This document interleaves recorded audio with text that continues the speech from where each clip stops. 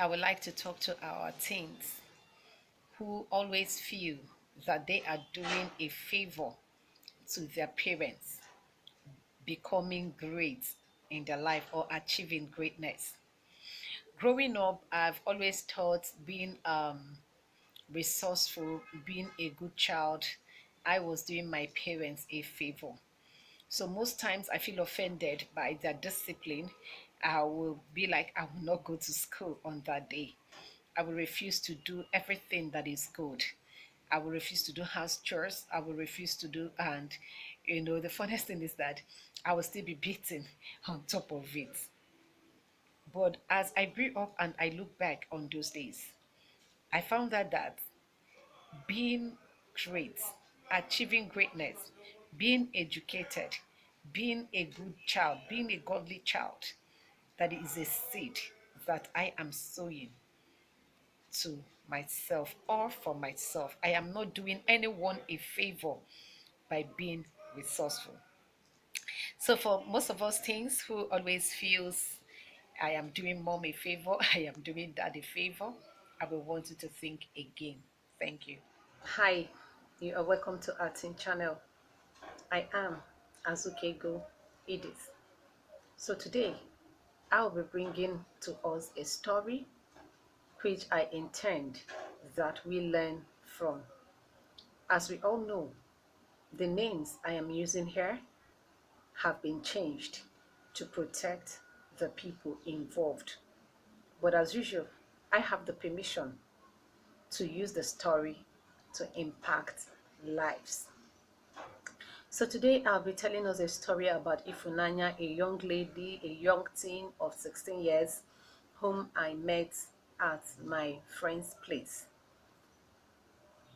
The person I visited is my very good friend, but we've not seen for such a time because, as you all know, every person, all of us are so busy. But I chose that day to visit them because some weeks ago, just exactly like 1 week from that day, happened to be the kid brother's birthday. And I promised them I would be around, but something took me out and I couldn't make it. So I decided to pay a visit and give him my own gifts. So on that day, I was served by a young lady whom I met in their house. So I inquired whether she was one of their relatives who come to stay with them. But my friend told me no, that Ifunanya is Ugochukwu's girlfriend. So I was like, our own Ugo, does he have a girlfriend now or she visited because of the birthday? She said no, that both of them are not living together. She said she don't talk Taya, say she does not want to listen to any of them. Even mom has actually spoken, but everything, every plea, every advice has fell on deaf ears. So she was like, it is, you have a way with these things. Maybe you will talk to her and make her to see reasons with us. So I decided to give it a try. But let me say at the beginning, for the first time, that I failed in reaching out to a teen. What I mean by that is I failed in influencing a teen to do what is right. But we can't always have it all. But I thank God, so far so good, and I know she learned from her mistakes. So she said, Edith, my friend was like, Edith, please can you help us talk to her, because I know you will reach out to her. So but I told her afterwards I'm going to do that before I leave.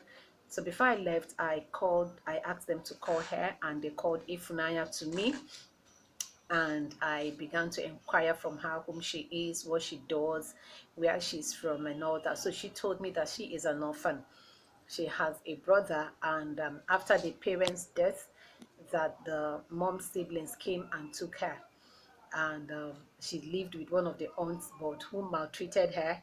As a result, she has chosen to leave the house for her, and where she decided to pitch her tent was at the boyfriend's place. The story is quite pitiful, but you know what it means, living a goat and a yam in the same house. You know what it's going to look like. So I try to make her understand the need for her to go back to any of the mom's other relatives. But she said most of them are in the village and she does not want to be a village girl or a village champion. I said, okay, that you need to go back so that I actually intend picking her up, bringing her back again to the city, allowing her to stay with me while I enroll her in a school for formal education, or try to get maybe a skill, allow her to acquire a skill or two. And she said no. I told her the risk she imposes on the family where she is. What if the aunt decide to go to the police and report that she is missing and she happened to be found at Ugo's place? She said that she thought about it and she's going to tell the police that Ugo is innocent, that she actually came to stay with them out of her own free will and because of the aunt's maltreatment of her.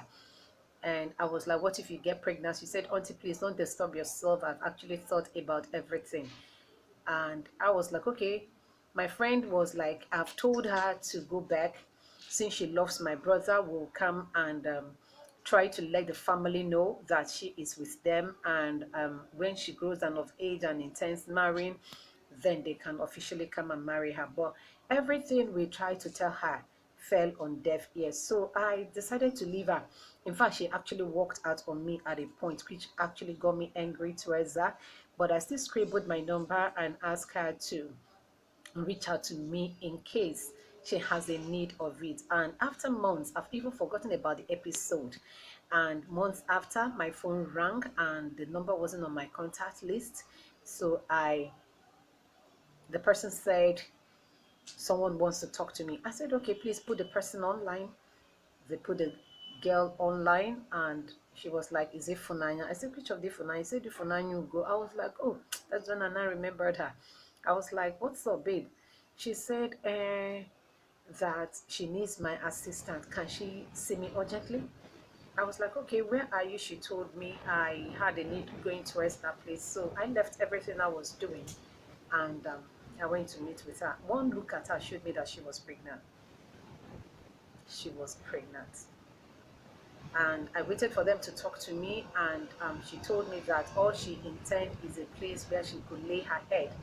That Ugochukwu kicked her out of the house, that he demanded she had an abortion when he found out she was pregnant. But because she had a dream that she had an abortion and died, so she was scared about aborting the baby.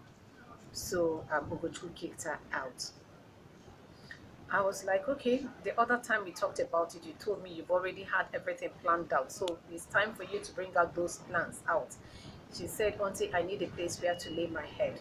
And I was like, okay, so get a place. She said that she needs Ugochukwu's family to allow her to stay at the backyard. I said, why the backyard? She said, because she knows that Ugochukwu will not allow her to come into the house. At that point, I had pity for her. But there is little I could do about the whole matter because the boy who is involved is denying responsibility of the pregnancy. So it's something that you have to go about with wisdom. So I gave her a few thousands with me and called my friend up later in the night. So when I asked her about the young lady with them, she said, oh, thank God that the Lord has finally sorted it out. I said, how? She said, Ifunanya has finally left the house. I was like, this is not true, that she is very much around. She said, where, how? That she asked the brother and Ugochukwu said that she had gone back to the village. I said, she is in Enugu.